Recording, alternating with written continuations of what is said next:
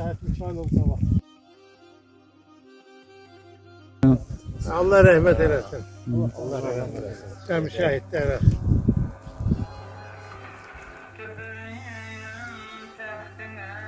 O vaxtı Şaban oğlan idi bu Şaban. Geldi oxşayırdı. Qoydu qulağın dibinə. Valla nəsər oxuyurdu. Süleyman Abdüleyevin mahnılarını əzbər bildi. Sonra o bankomatda əskəriyə gedənlərə konfet verirdi. Yadıma gəldi, ha? Orada oxuyur, şey görür, Mahit Salmanov görür, onun səsini danışır. Deyir, hardansan sən kimsən, haran oxumsan? Deyir, heç haran oxum. Deyir, ki, mən sən telefonu qəbul edib, diplom verir. Sən hazır tam edir.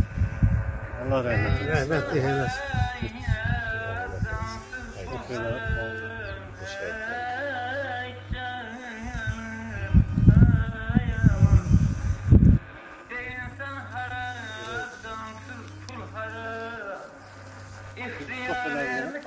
Yok.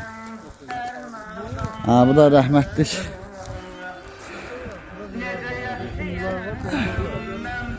Allah hamısına rəhmət eləsin.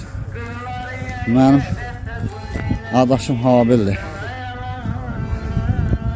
Gözəl qardaş. Allah rəhmət eləsin. Allah rəhmət eləsin.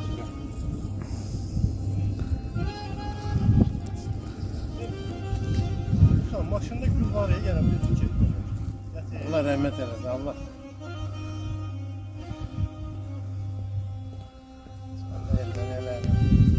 Dəqiqə. Şahid Zülfüqarov.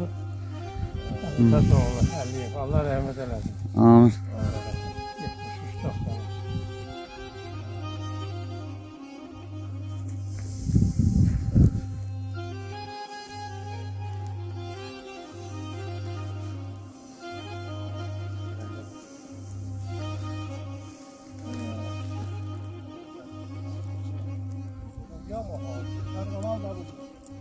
O kabaklar diye orada bu.